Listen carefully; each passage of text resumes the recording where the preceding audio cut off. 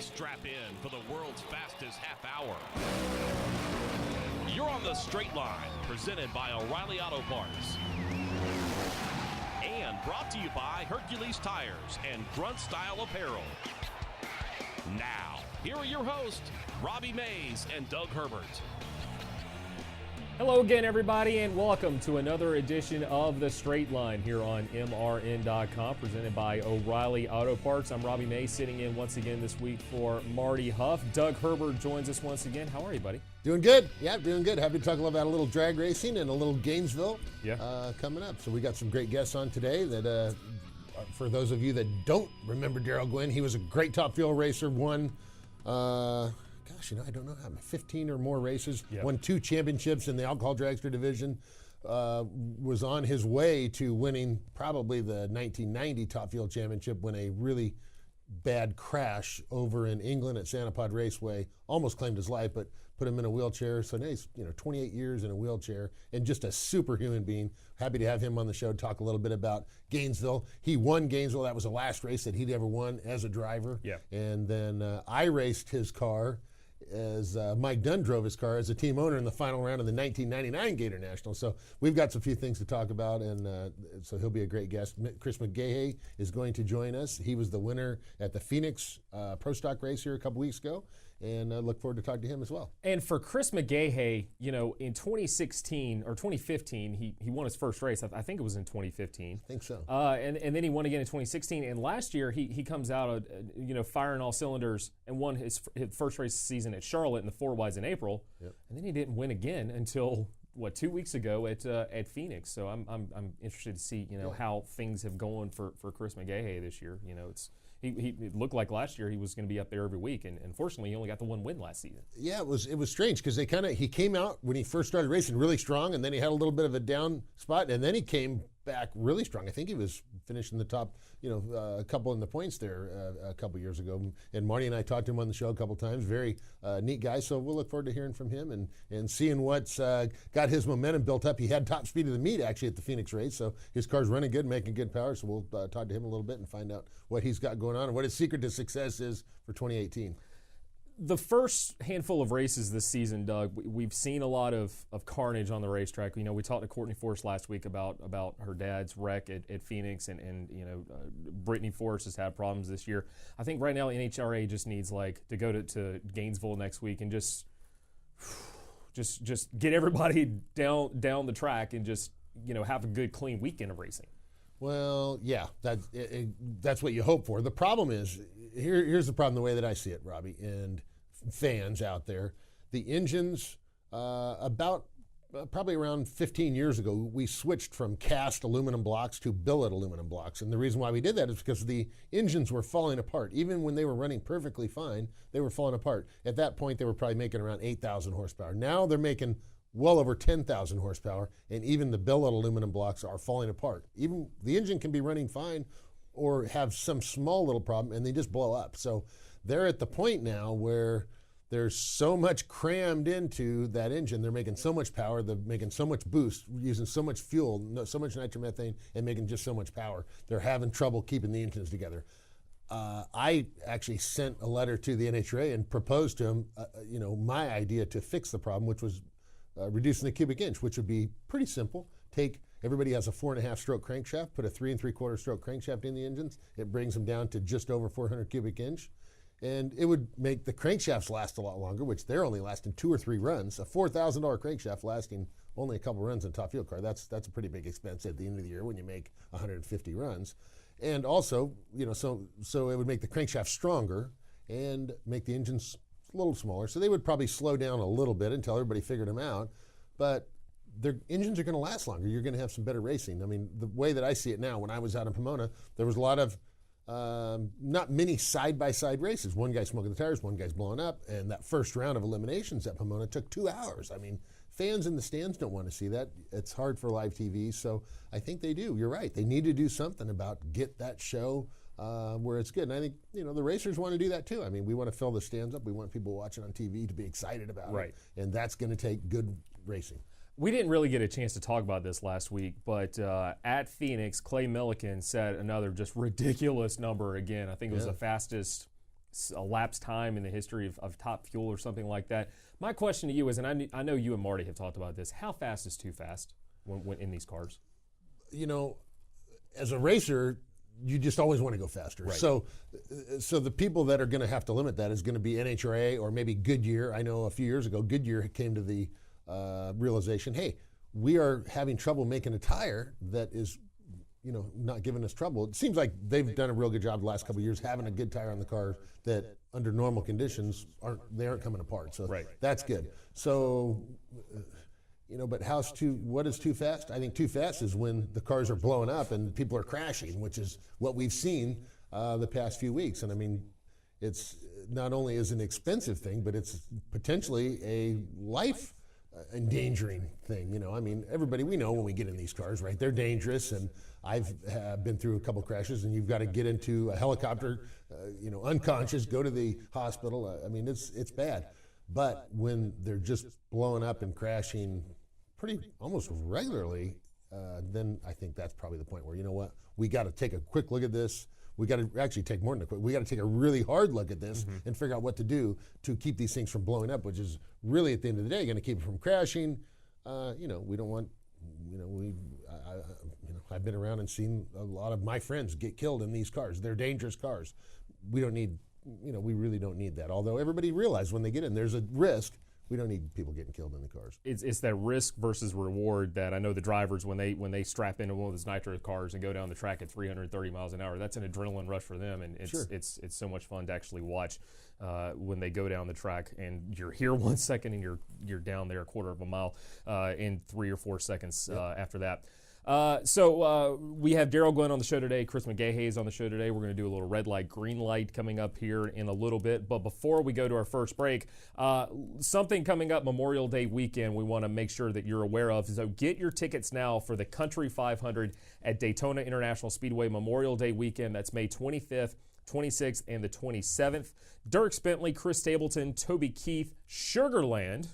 That's enough right there for me to go to Florida on Memorial Day weekend. Just some of the major acts on hand, so go to country500.com for more information. It's always a good show when they have that down there. Yep, Daytona's a good place to go see a race. Yeah, and also it's a great place to go see a concert. Go see a concert, yeah. Yeah. Let's take our first time out here on the Straight Line. When we come back, we'll have more of the show, and Darrell Gwynn and Chris McGaha will join us here shortly. Things happen fast in racing, and if you don't know where to look, you can miss it all. With Legend from Racing Electronics, you'll never miss another moment. Legend gives you live fan vision video, in-car cameras, and stats at premier National Series events, and the next generation race scanner for unfiltered driver and crew audio at any motorsports event nationwide. Race fans have never been closer to the action. Welcome to the future of the fan experience. Learn more by visiting racingelectronics.com. The Country 500 Music Festival is back at Daytona International Speedway with Toby Keith, Chris Stapleton, Dirk Bentley, Sugarland, Billy Currington, and so much more. Country 500 Memorial Day weekend, May 25th, 26th, and 27th. For tickets and information, visit country500.com. Sponsored in part by Budweiser. If you do-it-yourselfers are looking for the right tool for the job, stop by O'Reilly Auto Parts Powered Torque Tools DIY Day Sale. You'll find a wide selection of Powered Torque tools on sale now and guaranteed for life. Powered Torque Tools DIY Day Sale going on now at O'Reilly Auto Parts. Better parts, better prices every day. Limit supply. See store for details. O'Reilly Auto Parts. You're staged and ready for another run on the Straight Line. Brought to you by O'Reilly Auto Parts. Welcome back to the Straight Line here on MRN.com. Hope you're enjoying your Thursday afternoon. I'm Robbie Mays. This is Doug Herbert, and we're joined on the phone now by one of the legends of drag racing. We're very excited to have him on the phone. He's a president of the Darrell Gwynn Foundation and two-time winner of the Gator Nationals, which we're racing at next weekend at Gainesville, Florida. Darrell Gwynn joins us now. Darrell, how are you today? Great, guys. I appreciate you having me. It's perfect timing. You're putting me on as I just got finished talking about crashes. So what a great intro for me. Crashes suck. Darrell, we've known each other a long time, and proud to call you one of my dear friends. What's going on? I saw on the when they were talking about coming on the show, you were in the hospital, had some health issues you're dealing with. Bring us up to date on how you're doing. No, I'm actually riding home from the hospital right now. I just got discharged this morning. I had a little minor surgery. All went well, so they let me go home this morning. So it won't keep me down. I'll be in Gainesville, and I actually plan on being in Daytona this next weekend for the introduction of my good friend John Butera to the Hall of Fame. So trying to on that. That's great, Darrell. Are you, looking back at a few things? Some of our listeners might be a little bit interested to know. I remember being at Pomona, 1980. I guess it's 1986 Winter Nationals, and you were doing burnouts to the finish line, backing up real slow. It was just that was the coolest thing, watching you win the race and having a good time. And then meeting you down at Steve Davis's shop a few weeks later. I needed a part for my car. And there was Darrell Gwynn, and he asked me, he said, hey, you got any other sponsors? I said, no, actually, I don't have any sponsors. He said, well, I'm going to give you these for free, and remember, I'm your first sponsor. You remember that? Hey, we all need to know to walk away somewhere, right? I remember doing that. I can't remember what happened. All right, we're having a couple of technical issues right now with Darrell Gwynn. We'll get him back on the Racing Electronics hotline here very shortly, but it's live show. It's technology, and sometimes it works and sometimes it doesn't. Darrell Gwynn, I mentioned he's the president of the Darrell Gwynn Foundation. I know him from NASCAR because he comes to the racetrack and does a lot of stuff with the NASCAR stuff. Yep. But just and Well, he's done a lot, in Top Fuel racing and NHRA racing. He and his dad actually. His dad was a world champion sportsman racer. Darrell was a two-time champion, and then he won his final race at the Gator Nationals in 1990.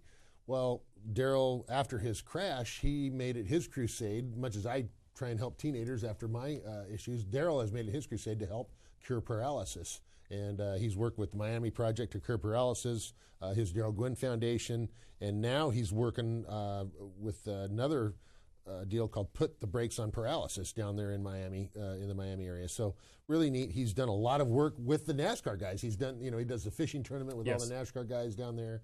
He does quite a bit to raise money for helping to cure paralysis.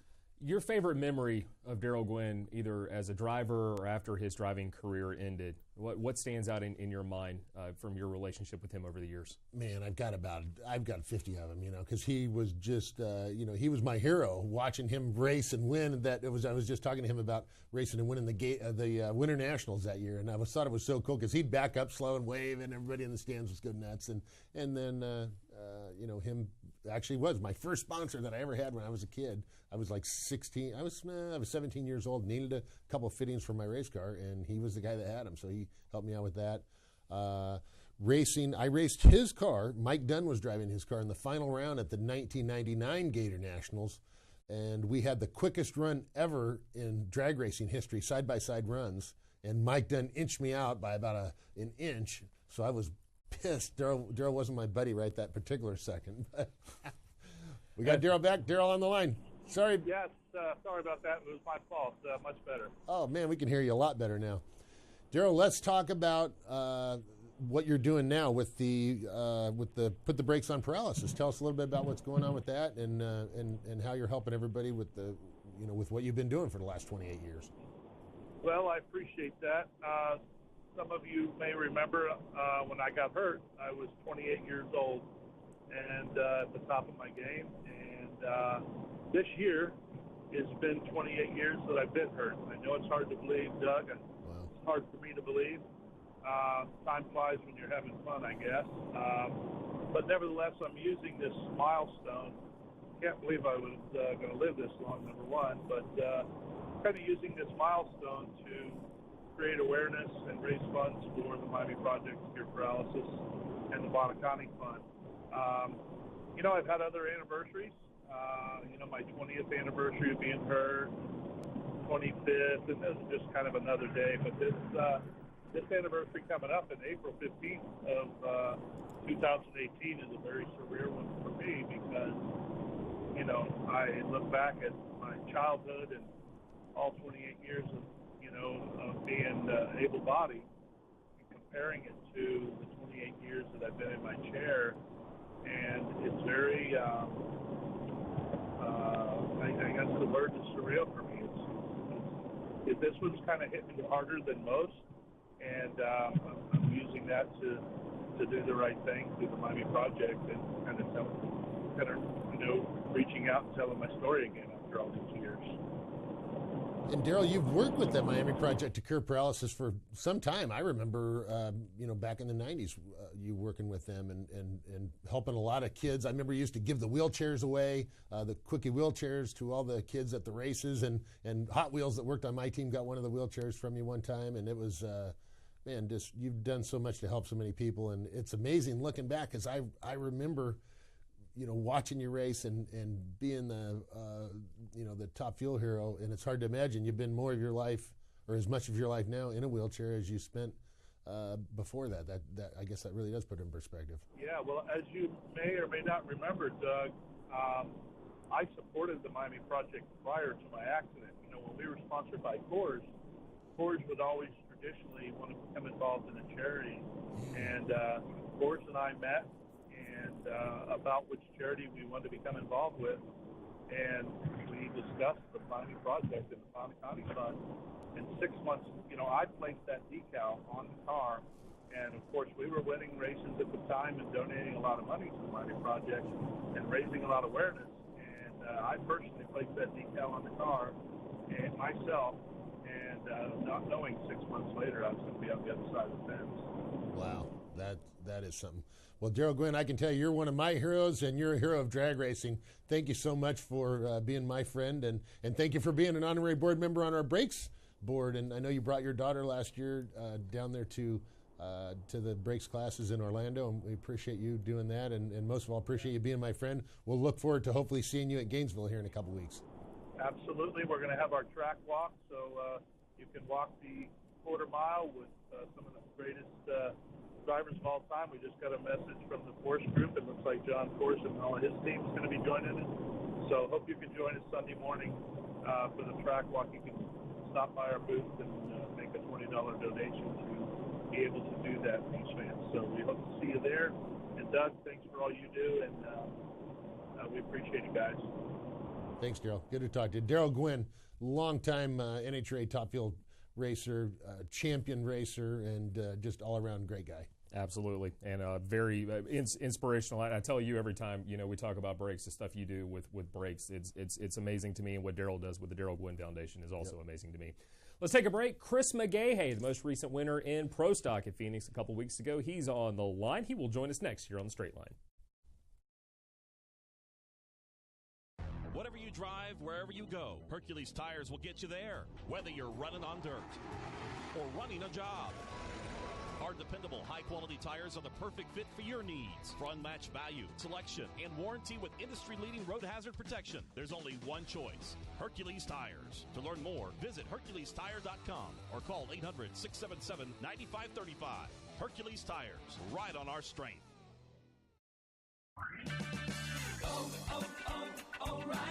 A rough-running engine could be suffering from buildup of fuel and oil deposits, but O'Reilly Auto Parts can help. Clean out engine buildup and improve fuel economy with Seafoam Motor Treatment. On sale for $7.99 each at O'Reilly Auto Parts. Better parts, better prices every day. O'Reilly Auto Parts.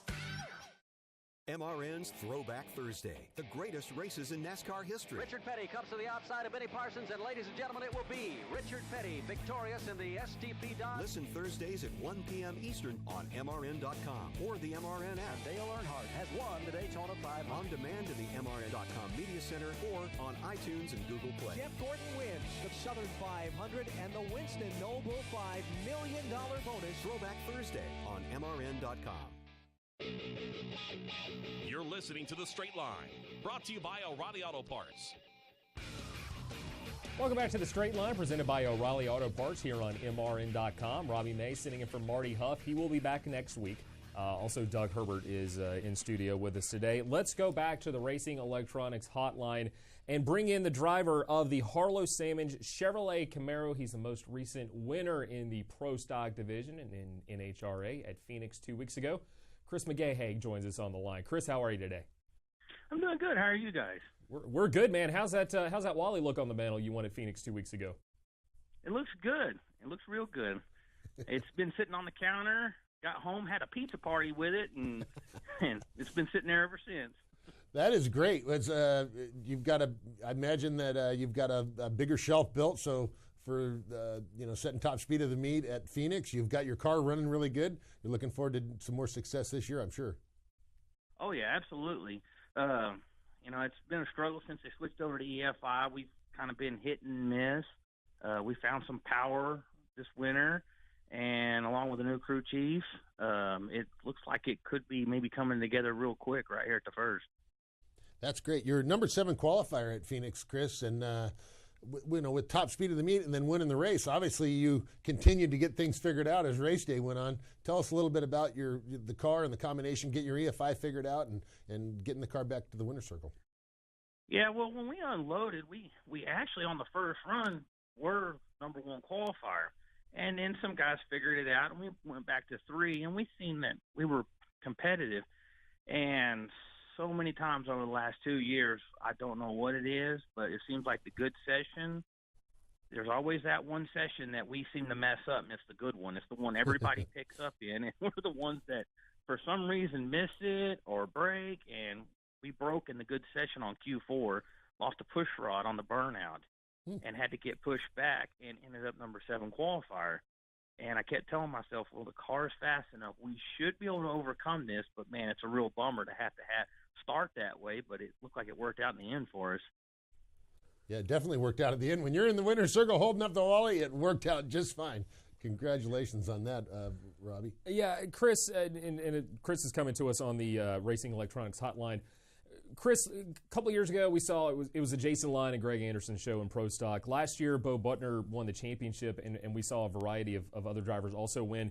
What's the parity like in Pro Stock now? Has everybody started coming back to each other again now that they figured out the EFI stuff, or is there still some disparity between all the teams out there? No, right now I'd say the parity's good. I mean, last year it showed that it was. We had a lot of different winners last year. So I would say that last year it showed that it was starting to equalize, and I still have a feeling you're going to see that this year. It seems like everybody's caught them guys. Those guys, they ran good there for a long time, and they have won the last 2 championships out of their shop. But it does seem like myself and a lot of others are and have caught up with them. But, I hope everybody gets tired of me winning like they got tired of them guys winning. That's a good problem to have when they get tired of you winning. Yes, it is. It would be. Hey, Chris, tell us a little bit about Harlow Salmons and what the sponsor on the side of your car, and what does Harlow Salmons do? It's a family company. It's me and my family own it and run it, and we build oil field equipment to go out and service wells in the oil field. So right. That's how we fund our Pro Stock habit. That's always a good thing to have that.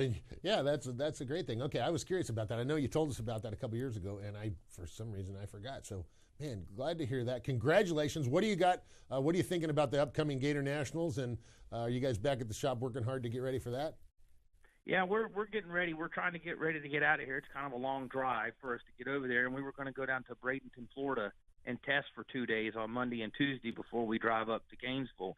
I've done that last 5 or 6 years. I've run Pro Stock. That's kind of been my tradition, is to go down there and test. And the family's always on spring break in school, so we kind of make a little vacation out of it and typically go to a Yankee spring training game and make the best of it and head on up to the Gators. Yeah, you talk about your family, Chris. I know your son was I guess he's still doing junior dragsters. Is that the case? How's his career coming on? Well, actually, it's funny you asked. I was so never excited to get out of a junior dragster as I have been to get that kid out of a junior dragster, and it's because it's been a hit and miss deal. We hadn't had time to do it. And last weekend, I have a 2012 Copo Camaro. I was one of the original first ones to get the first generation of those cars. Car's been sitting in my shop for 4 years and hadn't seen sunlight. And we got it out last weekend and took it to the local track, and he made 4 runs in it. Wow, cool. So he's ready to follow in your footsteps. He's gonna step on the gas. That's awesome. Yes, he's got it bad. He's got it just as bad as I do at this point. So he's only 16, and obviously you can't start driving a real car till you're 18. But at an NHRA national event, so that's our deal. We're going to try to do some sportsman stuff, race local. My deal was always to try to get him in competition eliminator, and we may try to do that here in the next year, and that way we can hit some divisional races down here in the South. Oh, that'd be awesome. And Chris, do me a favor. Your 16-year-old kid, bring him to our brakes driving program. I would love for you to do that. I really need to. I've heard a lot of good things about it. And yes, he needs to come. He's kind of a shy, skittish guy, but I know he has the drive in him. But I know I was the same way when I was young. So you learn to hold back a little bit, and so it would be good for him to see and get a car sideways or do this so you can say, okay, now you understand what it feels like to really do it. Of course, the Copo started doing that to him, too, so he's got him a good taste of it already. Well, that'll be great. We'll look forward to hopefully seeing him. Congratulations on winning at Phoenix, and we'll be looking forward to your continued success this year, and we'll see you here when you come to Charlotte. All right. Appreciate it, guys.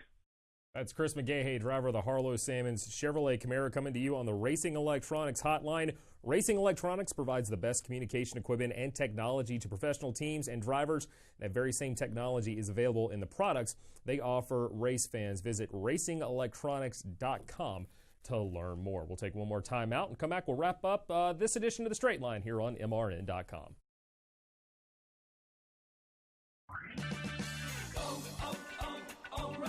Right now at O'Reilly Auto Parts, pick up 5 quarts of Mobil 1 full synthetic motor oil for $28.95 and get a free O'Reilly Auto Parts 500 t-shirt by mail. Save on Mobil 1 full synthetic motor oil at your local O'Reilly Auto Parts. Better parts, better prices every day. Limit supply. See store for details. O'Reilly Auto Parts. At Victory Junction, it's simple. We believe every child, no matter their diagnosis or disability, deserves the chance to just be a kid. So we provide a medically safe environment where children who live in a world of hospital stays and doctor's visits are free to do everything from riding horses, ziplining, swimming, fishing, and bowling, all at no cost to the camper. The experience inspires confidence, builds self-esteem, and changes the life of every child who comes here. Help us change a child's life at victoryjunction.org. Mayhem, a state of havoc, pandemonium, bedlam, or madness. He and Keselowski tangle. Kurt Busch slams the inside wall. Then he goes up the racetrack, and here comes Kyle Busch. Kyle Busch, oh, Elliott spin! Mayhem, what happens at Martinsville. Tickets are on sale now for the STP 500 Monster Energy NASCAR Cup Series race on March 25th. Call 877-RACE-TICKS or visit martinsvillespeedway.com to purchase yours. Martinsville Speedway, a half mile of mayhem. Welcome back to The Straight Line, brought to you by O'Reilly Auto Parts. Welcome back to The Straight Line, wrapping things up here on a Thursday afternoon. Robbie Mays, Doug Herbert in studio today. Time now for one of my new favorite segments, and again, it's I have my show. It's called The Inside Line. It's on tomorrow at 11:30. Please watch. So we have our own segments on our show. This is one of the newer segments on The Straight Line. It is called Red Light, Green Light, Sweeper Please. There it is. It's always presented by O'Reilly Auto Parts. Red light. Well, red light, as we talked about a little bit ago, it's probably the big time off between Phoenix going to Gainesville. It's like, oh my gosh, take a vacation and for 3 weeks off. I don't know. I think that probably hurts a little bit of momentum. Most of the teams now are based out of Indianapolis, so probably gives them a chance to go home, but I don't know. I mean, do they want to go home or just go to Gainesville? I'm guessing most of them would probably rather go to Gainesville. So I think that time off in between, these first couple races I think that's the red light. It's like we have 2 or 3 weeks off between races now, but when we get to June, it's a race every week for 5 or 6 weeks. Right. So that's also my red light. Again, Gainesville is the 15th through the 18th, and then another 2 weeks off before Las Vegas, the first of 2 4-wide races for the year, and then coming back east to Charlotte. And green light. Green light. We there's a lot of momentum in the sport, a lot of good things happening in the sport. Something bad had to happen for a track to come back to the schedule. We had to lose the Englishtown race. But it's a new track. It's Virginia? Virginia Motorsports Park. So we've actually raced there. They've had NHRA races there. They went away for, I don't know, it seems like that we kind of went on and off there for a few years, but they're going back. The Virginia Motorsports Park, the new owners are spending a bunch of money. They're redoing a bunch of things at the track, so that'll be a great place. So I think that's the green light for this week is the improvements at Virginia Motorsport Park. We're seeing a lot of infrastructure changes in NASCAR. A lot of racetracks are starting to rebuild grandstands, infields, all sorts of new stuff, and it's good to hear that again something bad had to happen for Virginia to come back on the circuit, but it's good that when fans get up there this summer, they're going to be treated to some quality areas that they have. Well, they've had some good crowds up there in Virginia, and that the Virginia, Northern Virginia, it's kind of like Richmond, Virginia. So I mean, they can come. Anywhere from before we actually built the track here in Charlotte, that was kind of one of our closest hometown races there in Bristol, Tennessee. So I think it's going to be good going back to Virginia. I think the fans up there are going to be happy. Hopefully, some of the fans that were Englishtown, New Jersey fans will come down and travel to the Virginia race. So I think that'd probably be that's a good one. Yeah. Let's talk about breaks. You guys got a lot of stuff coming up. I know the golf tournament comes up at the end of April when the 4-wides are in town. What else is going on? We've been busy training teenagers all over the country. We've had classes on the West Coast and the East Coast running simultaneously these past few weekends. This weekend, we're having one of our first weekends at Carowinds, at the Carowinds Music Park. We're having a breaks program there. We've got the golf tournament coming up the Thursday before the 4-wide race here at ZMAX Dragway in Concord, North Carolina. So go to putonthebrakes.org. Check that out. We'd love to have you come out and golf with us and help us save some teenage drivers. And they do a lot of good stuff for the teenage drivers. I wish that it was around when I was a teenager and I learned how to drive. I'd like to thank Darrell Gwynn for coming on the show today. I'd like to thank Chris McGaha for coming on the show today. Marty Huff will be back in this seat next week. So for Jennifer Cochran, Darrell Smith, and Doug Herbert, I'm Robbie Mays. We'll see you next week here on The Straight Line.